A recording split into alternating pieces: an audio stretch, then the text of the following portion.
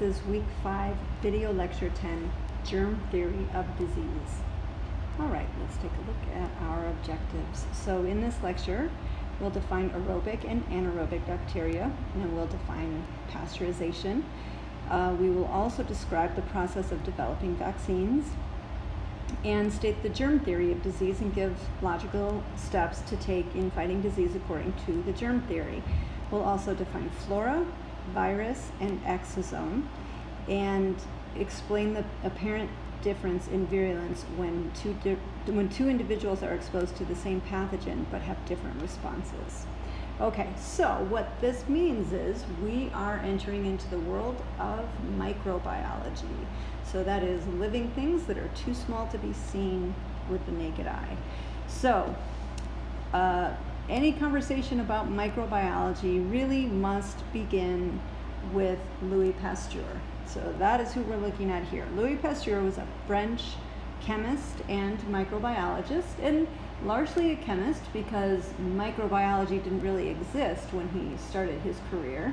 But he was a chemist and a microbiologist, and he was definitely a scientist who was very much into the application of science. So he worked for various industries to solve problems that they were having as a scientist. So, setting up experiments and solving problems using, learning from his results and that sort of thing. So he definitely was very much into applied science, and in being so, he did a lot for many industries in France at the time. So his career was in the mid to late 1800s in France, and really, so being a microbiologist at that time, he has everything to do with part of our focus today is the germ theory of disease.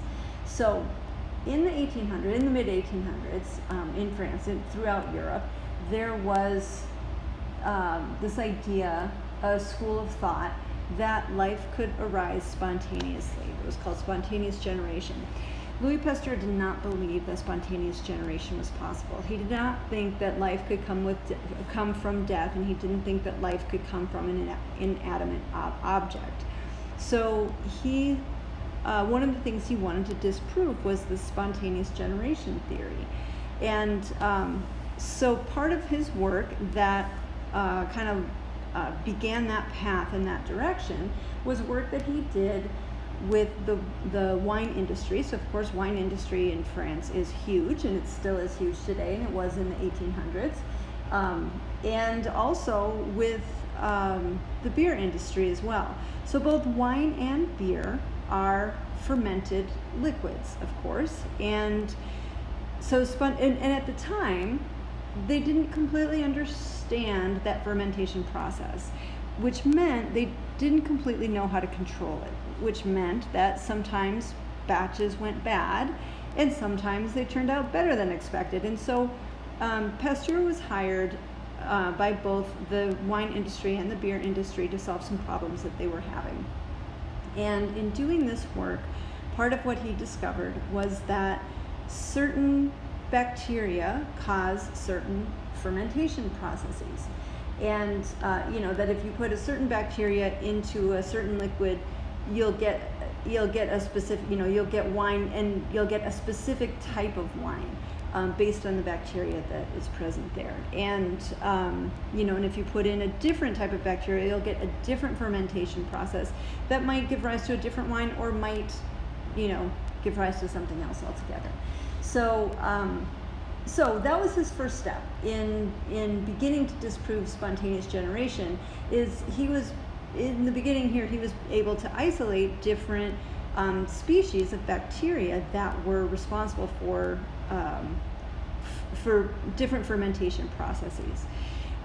So he discovered that there were both aerobic bacteria, those are bacteria that require oxygen for metabolism, and he discovered that there were anaerobic bacteria, which are bacteria that carry out metabolism without the use of oxygen. And this was significant because, for instance, if an anaerobic bacteria was responsible for a certain desired fermentation process, then passing air through that liquid would stop the fermentation process, essentially by exposing an anaerobic bacteria to air, in other words to oxygen. We'd be killing that anaerobic bacteria, and that would stop the fermentation process. That's called the Pasteur effect. So exposing an anaerobic bacteria to oxygen, thus killing it, that's the Pasteur effect. He also developed, in this process of working with the beer and the wine industries, pasteurization. Pasteurization is heating a liquid to 50 to 60 degrees Celsius, which is 120 to 140 degrees Fahrenheit, to kill the microbes present in the liquid. Now, in the end, the wine industry doesn't, to this day, use pasteurization because wines age, they want them to keep aging over time. So, so if we're looking at a wine that gets better with aging, we want to keep those microbes alive in that wine for years. So we don't want to pasteurize it. But he discovered that you could do this, and many, many things are pasteurized. So most notably, milk is pasteurized. It's very difficult to buy milk today. In fact, it's illegal in many states to buy milk that has not been pasteurized. So if milk has not been pasteurized, it's raw milk. And in plenty of states, it's illegal to buy and sell raw milk. So milk is pasteurized. Anything, like any liquid that you buy off the grocery store shelf that isn't refrigerated, is likely pasteurized. So any kind of juice, and many juices that are refrigerated are pasteurized too, because what that does is it reduces spoilage. So if we kill the microbes that are present in that, say, apple juice, then that apple juice isn't going to grow mold, it's not going to ferment, it's not going to go bad. So that's what we use pasteurization for today, and of course that comes from Louis Pasteur.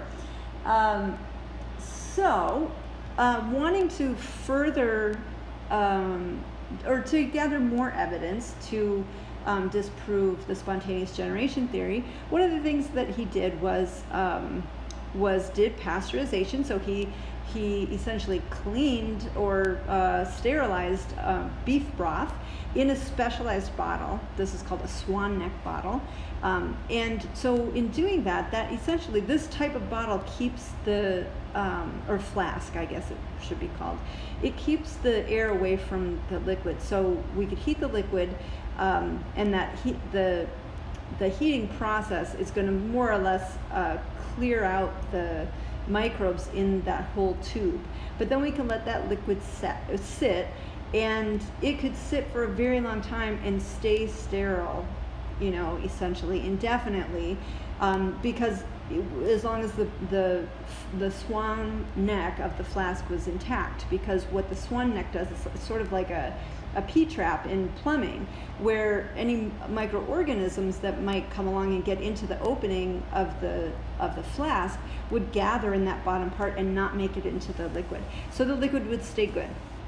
It would stay sterile. But if you tip the flask, which then would allow the microbes in, and then we observed the broth after that, eventually it would go bad. It would start to get cloudy and things would start to grow in it. Same thing happened if they broke the neck of the flask off so that air could, or so that the fluid was exposed to the air. So he said, hey, look, what we're doing here is we're keeping microbes out of this. So we can sterilize it, we can keep microbes out and it stays sterile.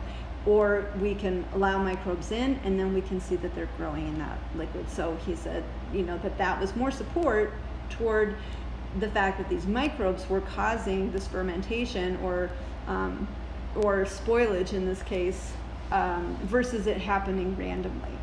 But he had even stronger evidence to support that as his work went on. So he was asked by the silk industry to help out, and also around the same time he was asked by farmers to help him with problems that they were having. So in the silk industry, the problem they were having involved eggs that were, so you could have healthy silkworms laying eggs, but then the eggs would get diseased, and this was a disease that was killing the eggs and therefore essentially destroying the entire silk industry of France and throughout Europe, and even this disease was showing up in Japan and China at the time as well. So this was, a worldwide pandemic in the silkworm world. And so Louis Pasteur, in this process, needed to in order to help the silk industry, needed to learn how to breed silkworms, which he did, and then he was able to isolate the bacteria that was affecting the eggs and develop a method for killing the bacteria but maintaining the eggs. So a way that he could get rid of that bacteria that wasn't going to cause any harm to the silkworm eggs. And he did develop that method, and I don't know what it's called, but it exists and it is still used today worldwide in the silk industry to keep this particular disease from developing in silkworm eggs. So he did that, and as far as the sheep go, what was the problem in not just sheep but also cattle and affecting some people at the time was anthrax. So anthrax was a disease that was killing sheep, and farmers were getting quite concerned about it because they would lose entire flocks sometimes, or great numbers of their flocks. And so money was gathered, mostly from farmers, to support Louis Pasteur in seeing if he could solve this anthrax problem. And so what he did was he first isolated the anthrax bacteria, and there was another scientist at the time who also did that, and they had the same, they got the same information, that they had this isolated specific bacteria that they thought was the one that was responsible for causing the anthrax disease. So he got that, he isolated the bacteria, and what he did was he, through careful control of the environment that he grew this bacteria in, he made weaker and weaker strains of the bacteria. So then he took half the sheep and injected them with a very weak strain of this bacteria. And yes, so I said that, right? Half the sheep. So those were the test group. And then the other half were the control group. They did not get any inoculations. So then the test group, about 12 days later, got a second injection of a stronger, but still weakened strain of the anthrax bacteria. And then 2 weeks later, the entire 70 sheep of the test were given an injection of the full strength anthrax bacteria. The result was that the sheep who had gotten the inoculations lived. So they survived that injection with the strong anthrax bacteria, and the sheep that did not get the inoculations died. Now, according to his numbers, all the sheep that got the inoculations lived, and all the sheep that did not get the inoculations died. So that was very strong evidence toward the germ theory of disease. He had isolated this specific bacteria, and when he introduced a weakened version to it that was not strong enough to kill sheep, the sheep were able to develop immunity. So then when he introduced the strong version of it, they were fine. It didn't kill them. So the germ theory of disease was growing out of this work that Louis Pasteur was doing. And so what the germ theory of disease is, now we live in a world where the germ theory of disease is completely accepted as, this is gospel and truth, and this is the way things go. So it probably doesn't need any definition, but here it is. The germ theory of disease states that diseases are caused by microscopic organisms, in other words, germs. So if that's true, then there are certain things that follow from that. One of the things that follows from that then is, how do we get rid of disease, or how do we prevent or avoid disease? Well, that would be either by killing these microscopic organisms, or avoiding contact with them, or having contact with them when they're in a weakened form, so that we can develop immunity and we'd be safe from a stronger form of it. So this germ theory of disease is very much what Western medicine today is built on. And Western medicine doesn't say that every disease comes from a germ. Certainly if we think of something like alcoholic fatty liver, that doesn't come from a germ, that comes from alcohol consumption. So, so certainly there are diseases that are lifestyle oriented, but there are many diseases in the view of Western medicine that come from microscopic organisms, in other words, germs. And so, so with this beginning of the germ theory of disease, Louis Pasteur was starting to get the attention of the medical field at the time.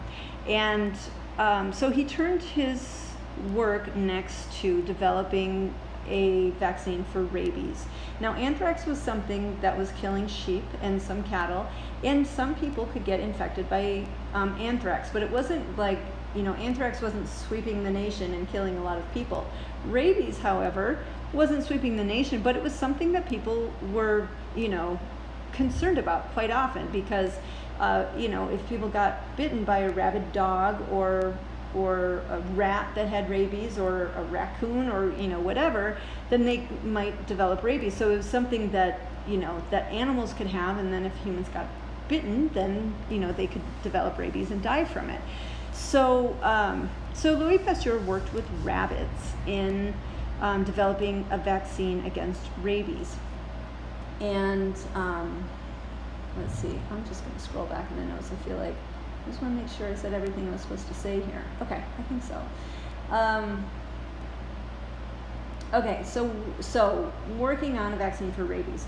So one of the things that he discovered in this process was that he could not isolate and see under his microscope a bacteria that was causing rabies. And so he was working blind in a way, right? When he was working with anthrax, he could isolate and see this bacteria. He could put it under his microscope and he could identify it and tell the difference between it and other bacteria. Here he could not see what he was working with. So as it turns out, it's because rabies is caused by a virus, not a bacteria.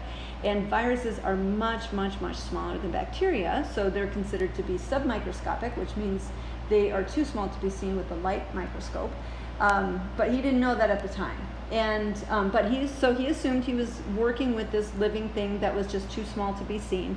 And he essentially used rabbits and their desiccated spinal cords over generations to develop weaker. What he thought he was doing was the same thing with the anthrax vaccine, developing a weaker and weaker strains of this pathogen, until eventually he could inject rabbits with it and they wouldn't get sick and die. And then eventually he could inject rabbits with a strong version of it, and they would survive.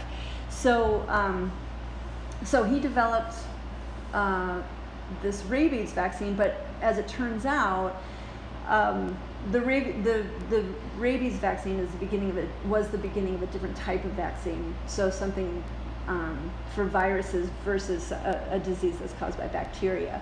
And so it's thought that what he did really was that over generations he essentially created a virus that was unable to invade host cells. And so in that way he could put this virus into the blood or the tissues of an animal. The animal could develop immunity against it, but at the same time its cells were safe from invasion. And so so that's how that immunity develops. So so of course, okay, to tell this whole story, we have to say that at the time there were no laws or regulations or anything around testing things on humans, because this is all really brand new in the world of medicine. So he develops this rabies vaccine working with rabbits, and gets word of a young boy who was bitten by a rabid dog. His mother brings the boy in and is very concerned, of course, because people who get rabies generally die. And so the mother agreed, and the boy got an injection of the rabies vaccine, and he lived.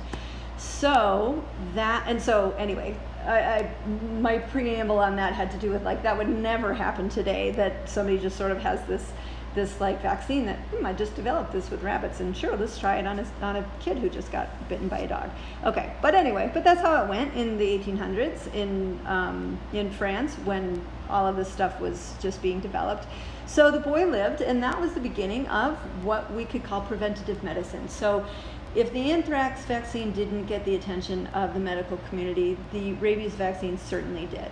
And so now people who had sustained bites were showing up looking for vaccines, and doctors, had these vaccines and they could give them to people, and this was like an amazing thing. So they could prevent people from dying from rabies. If they got bitten, they could actually prevent people from getting rabies, before they were even exposed to it. So in that was the beginning of preventative medicine and the beginning of developing all sorts of vaccines. Now, let me also say this, that vaccines, the very first vaccine was not actually created by Louis Pasteur. It was created by an English physician whose name escapes me, Jenner. His name is Jenner, his last name is Jenner, I believe. And he developed a smallpox vaccine. And it said something like that Jenner invented vaccination, but Pasteur invented vaccines. So meaning that Pasteur developed how we make vaccines, and that we can make large quantities of them, we can make them available to the public, that kind of thing. So, okay, that's the beginning of preventative medicine now in Europe, in what is now the moving toward the later 1800s. All right, so what do we have here? So clearly what we're looking at is, these are Petri dishes with bacteria growing in them. And this was the kind of thing that Louis Pasteur did a lot in his lab.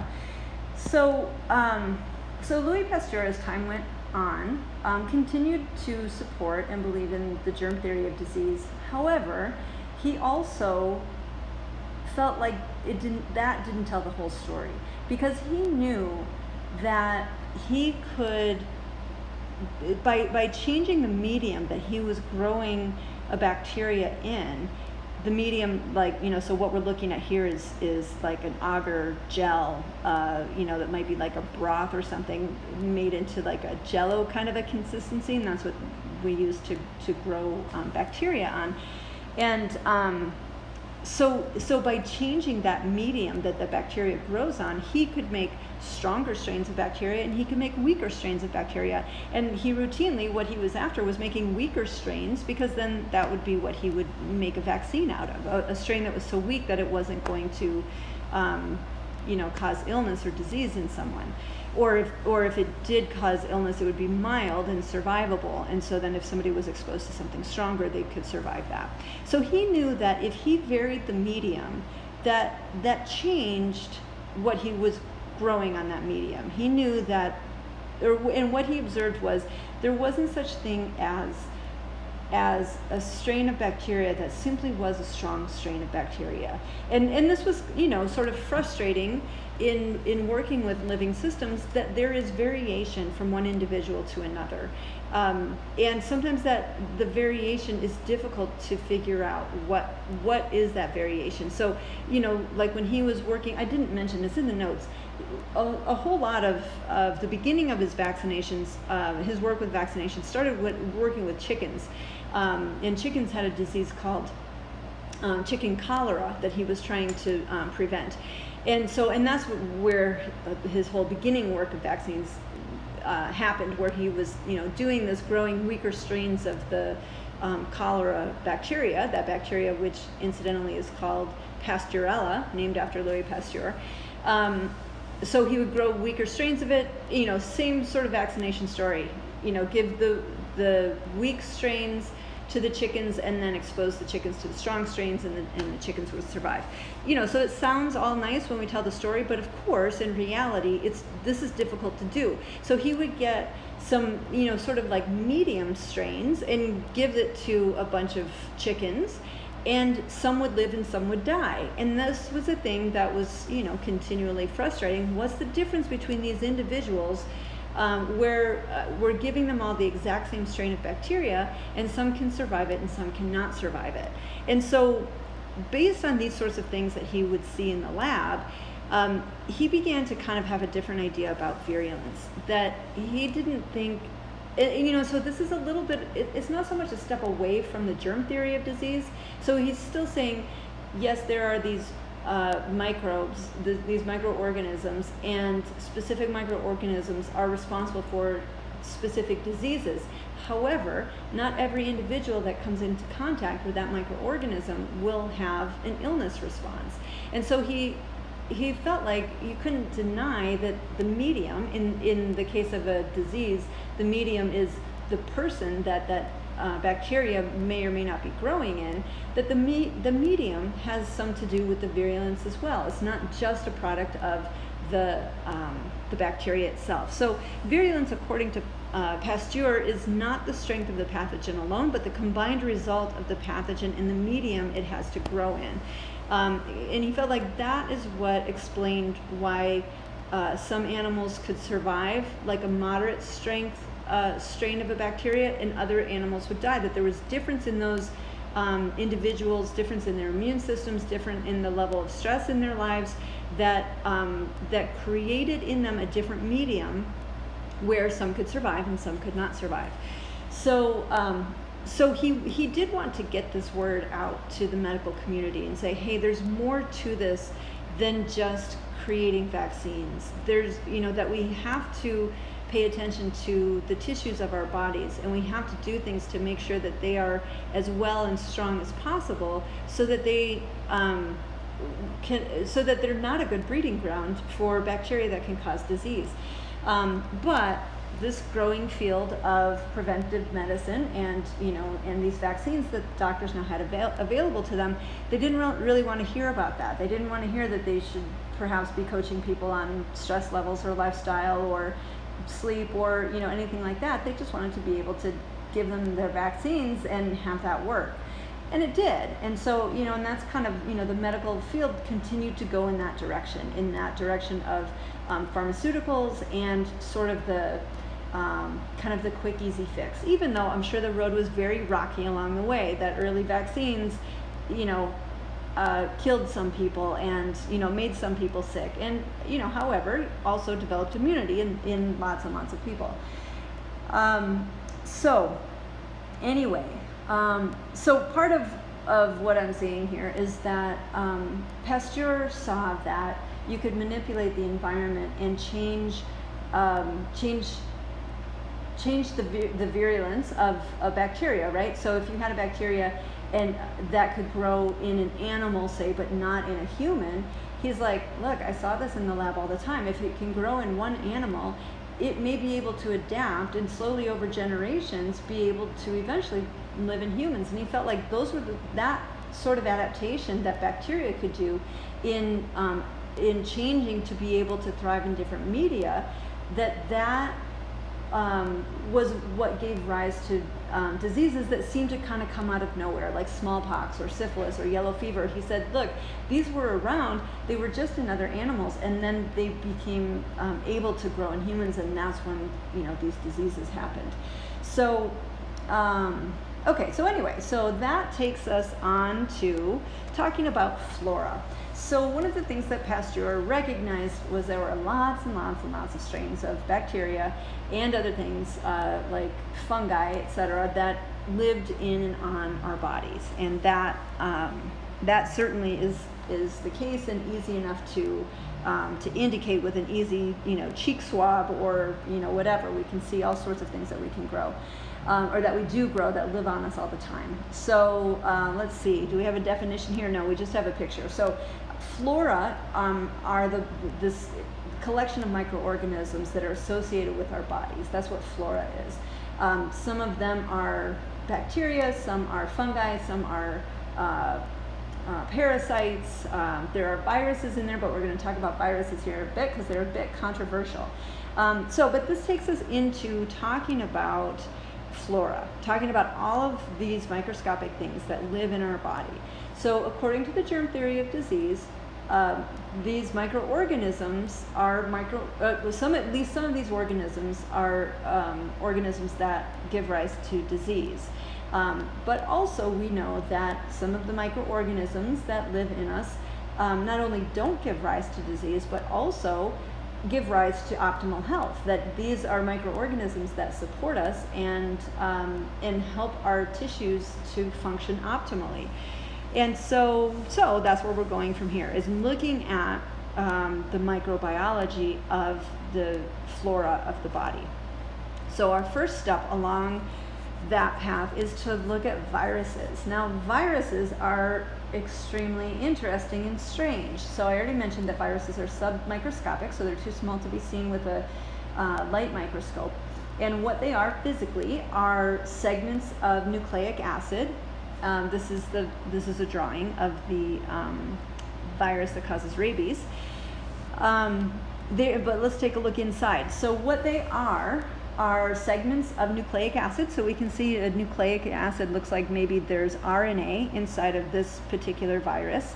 And then that's wrapped up inside of an inner membrane, and then there's an outer membrane that's made of phospholipids and made of proteins. So this is, well, let's see, what is this? So physically, that's what we're looking at here. Proteins and phospholipids and nucleic acids all sort of bundled up together. But what is a virus specifically and exactly? So the thing that's controversial about viruses, now originally viruses were just thought to be poisons. The word virus means poison, and also is referred to, is the term that was used to refer to the venom of a snake in like Latin or something. I think it means that. But then eventually viruses were seen as living microbes, like teeny tiny bacteria that we couldn't see. But then the scientific minds began to change on that, because we observed that viruses didn't meet all of those characteristics of life. So remember our 6 characteristics of life that we looked at: reproduction and growth and all of those things. What scientists began to see is that viruses cannot carry out metabolism and cannot carry out reproduction outside of a host cell. So does that mean that they're alive, or does it mean that they're not alive? Are they quasi-alive? Are they almost alive? Are they alive when they're in a host cell, and when they're not in a host cell, then they're not alive? So they're in this sort of gray area. As much as biologists did their best to come up with these real specific characteristics of life, here's this thing that falls in this gray area. So it contains nucleic acids. There's this reproductive activity that happens, but not separate from a host cell. So plenty of scientists now believe that viruses are not living, that they are simply complex molecules. And some scientists think that they are living, but they're just sort of in this kind of gray area in that definition of life, that they can reproduce, but only within using the mechanisms of a host cell. So let's take a look at some key points on viruses. So what do we know about viruses? We all know something about viruses because like the flu, that comes from a virus, and viruses are part of this whole germ theory idea, right? This is something that in flu season we need to be aware of viruses and not spreading viruses, and hey, there's this virus and it's actually a hot topic these days that I bet you've heard of. Anyway, so let's go back to what we know about viruses. So some viruses can cause acute disease processes from which recovery is fairly rapid. An example of that would be like the influenza A virus. A person can get infected by it, they're sick, but it's an acute illness, and then they get over it and then they're fine. Other viruses don't act like that. They come into the body and can remain dormant for years, but then can give rise to more significant diseases years and years later, such as cancers. Some viruses are specific for specific tissues. So not every virus can infect or can put its genetic material into any type of cell. So some are specific for specific cells. So for instance, the rhinovirus of the common cold can only infect nasal mucosa, and the influenza virus can infect nasal mucosa and bronchial tissue. But not like, big toe tissue or whatever. So there are specific tissues that viruses can infect. But then some of these viruses can infect specific tissues, but then also get into the bloodstream and go elsewhere and cause problems throughout the body. And so those would be viruses where the disease that comes from them is something where like you'll have a day or two of malaise and then you break out in a rash, or maybe like 24 hours of malaise or fever and then a rash. So like chickenpox, for instance, or measles or mumps. Those are diseases that are associated with viruses that do spread throughout the body and then show up as a rash. And let's see, so some viruses cause the death of a host cell. So what viruses do is they attach to the cell membrane, to the outside cell membrane of a cell, and they essentially inject their nucleic acid. So some viruses have DNA, some viruses have RNA. The one we're looking at here is RNA, and we can see that because that's a single-stranded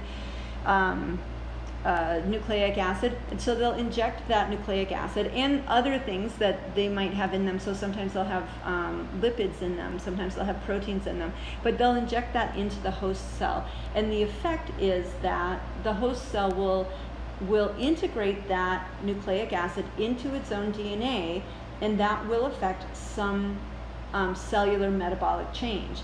So some viruses will block protein production, or will affect protein production, so will make certain proteins be produced and other proteins not be produced.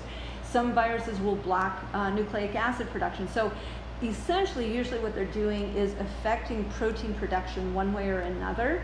And so cells that have been infected by a virus will start to, usually will start to produce a whole lot of a specific protein. Although other things can happen, but that's a common thing. So sometimes that will cause death of a host cell, sometimes not. But very often, once a virus has gotten into a cell, there's this replication process of the viral nucleic acid and of whatever protein it might code for, and then those proteins and potentially the viral DNA or RNA will get ejected out of the cell, and then that can go off. And essentially, the diseases that arise from viruses happen then when the immune system notices and reacts to these things that come out of the cell after the cell has been infected by the virus. So, so initially, the immune system doesn't necessarily notice the virus, but when the cell starts undergoing changes and spitting out proteins, or spitting out other viruses or something, or like more copies of this DNA or RNA packaged up like this, then the immune system notices that and starts to attack those things. And so the immune system cannot do anything about a virus that is inside a cell, but it can kill that entire cell if it notices that the virus is inside, which it can notice that by noticing the protein on the outside of the cell that indicates that a virus has entered there. But then also the immune system can develop antibodies against these things that come out of the cell, which then keep other copies of the virus from infecting other cells. So anyway, the disease process that comes from any given virus is not at all actually what the virus does to the cell. It's the immune system's response to the cellular changes that occur in response to the virus. That may seem like we're cutting hairs, but in the microscopic world, we're not. Okay, cutting hairs, is that what that phrase is? Where, you know what I mean? Slicing? I don't know. I don't remember what that phrase is. Okay, back to our key points about viruses. Where were we? Some viruses cause death of the host cell. Poliovirus is an example of that. All viruses affect host cells by integrating, I already said this, but integrating the viral DNA or RNA with the cellular DNA, thus changing cellular activity. Some block protein production, some block nucleic acid production. And so when I say block protein production, it blocks the cell's regular protein production. But typically, the virus is saying, here, make this protein, and the cell will make that, whatever the virus codes for, or the viral DNA or RNA. Okay, what else? Some viruses stick around for a long, long time, like the herpes viruses. So years later after getting chickenpox, you can develop shingles. Years later after having herpes, like genital herpes, that anytime during stress that can cause another breakout. So some viruses stay around and symptoms can come back from time to time, typically during a time of high stress. What else here? I kind of mentioned when I started rambling of some of these bullet points. Let me see which other ones we need to talk about. Let's see. Okay, so that's it. Let's go on to the very last bullet point here. Viruses that infect bacteria so viruses are much, much smaller than bacteria, remember, and there are viruses that can infect bacteria. So viruses that infect bacteria have been shown to be a means of conveying genetic information from one bacteria to another. So say we have a colony of bacteria, so it's a colony, but these are individual, each one is its own single cell organism. And so how do they communicate with each other? It seems like viruses, maybe how they communicate with each other. So a bacteria can produce certain proteins, spit them out, and spitting them out means packaging them up and spitting them out through the cell membrane, which means they get packaged with cell membrane around them, and they can go to another bacteria and go into that bacteria, and that bacteria can get that information. Oh, what did my neighbor bacteria friend just spit out? Oh, it spit out this information. Okay, what is this? Why do I need to know this? Well, as it turns out, bacteria and plants and animals actually all do this process of this intercellular communication that is essentially conveyed by viruses. And so when plants do this, this can be observed that when plants, say we have a species of plant in a certain environment, and some environmental change happens in that environment. Say there's a change in the soil, or there's a change in the air, or there's a new predator, or something. So the plants can communicate both within themselves and from one plant to another by essentially creating this little genetic information and spitting it out. And what that spit out is a virus, or we could also call it in this case an exosome. So exosome means excreted body. So this is a body of, that is a nucleic acid that contains some information that is going from one cell to another. And so in this case of plants, the information that's going from one cell to another is hey, the environment is changing, and we need to do something differently in order to survive this new environment. And so all of the cells and all of the plants in that area can integrate that change. Now, when this happens, however, some of the plants might die in this whole process, and some of the cells might die in this process, and some will survive. And the ones that survive will have integrated this new information about how to survive in this different environment, like how to survive this new predator or something like that. And so now we've made a change in the plants, and that's how how one cell of a plant has communicated with its neighbor cell, or communicated with its neighbor plant about what changes need to be made and how to make those changes to survive. So when we think of viruses in this way as communication devices, then we would call them exosomes. And so that sort of sheds a slightly different light, a slightly different than germ theory of disease applied to viruses when we think of them as exosomes. In other words, when we think of them as communication devices that go from one cell to another. So what this slide here is showing is on the top, we see this sort of bubble-looking thing coming into a cell. And and so in that bubble-looking thing, there is information about the external environment, about some changes in the external environment that are happening. And so this cell can kind of process this information, make protein, or make RNA, which is information on how to make a protein. That is, that could be something that could be an effective defense against this change in the environment.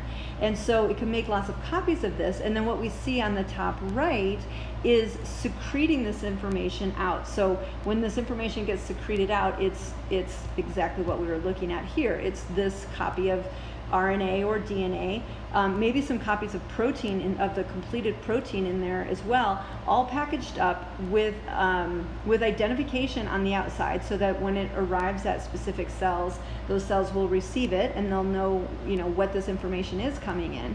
And so they'll send that information off to cells, and then so the cells that receive that information are called target cells. It's the exact same thing that we call them in the immune system. No, that's not what I meant to say. I meant to say in the endocrine system. A hormone has a target cell, a specific cell that it will work on. So then when other cells receive this information, they can integrate that information quickly and easily and figure out what changes they need to make.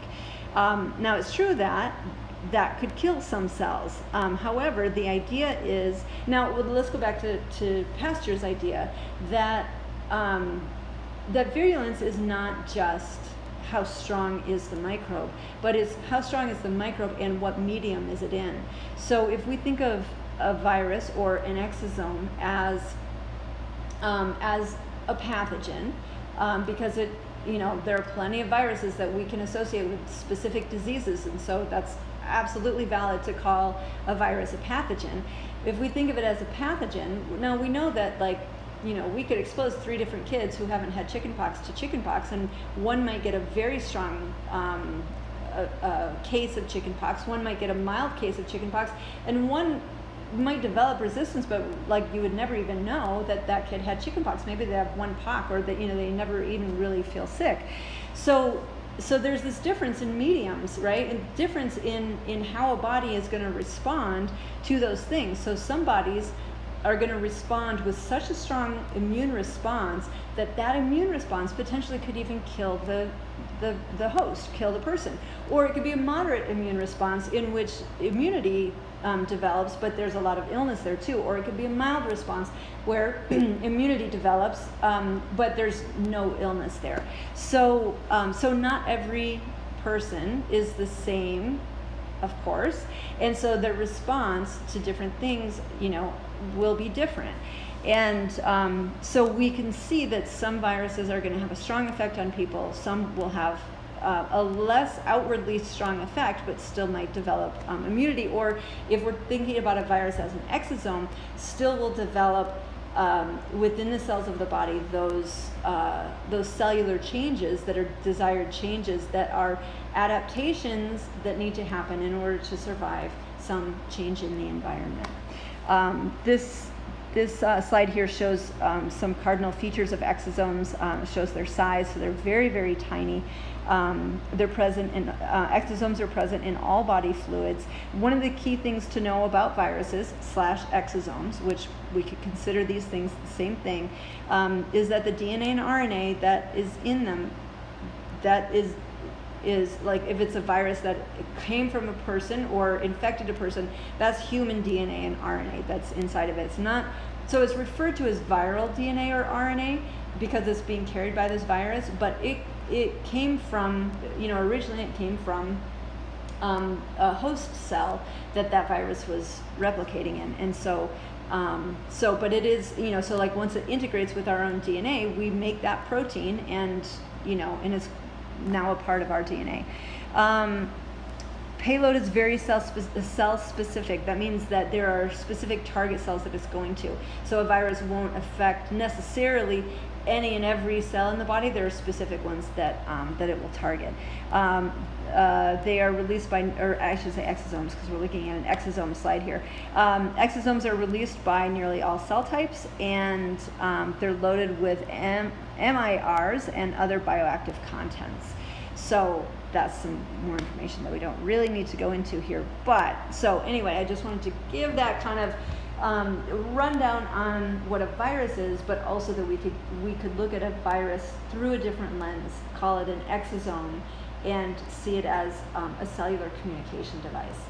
And one body's response to it, just like if we look at it as a virus, one body's response to it versus another body's response to it will be different, because we are all a different, each of us is a different medium compared to somebody else. All right, so we hit all of our objectives here. We defined aerobic and anaerobic bacteria. We defined pasteurization. We described the process of developing vaccines and stated the germ theory of disease and the logical steps that would need to be in place in order to fight a disease according to the germ theory. We defined flora and virus and exosome. I hope we did that thoroughly. Sometimes I'm a little rambly, I know. Explain the apparent difference in virulence when two individuals are exposed to the same pathogen but have different responses. So I think we covered all that. So here's your homework on this section. I want you to tell me, what is your view of the virulence of a pathogen? Do you think virulence is a product of the strength of the pathogen alone, or a combination of the pathogen and the person it comes into contact with? Or is it chance? Or is it something else?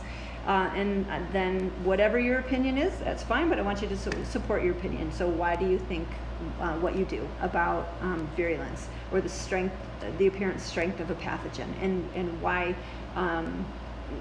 different people might have a different effect from the same pathogen?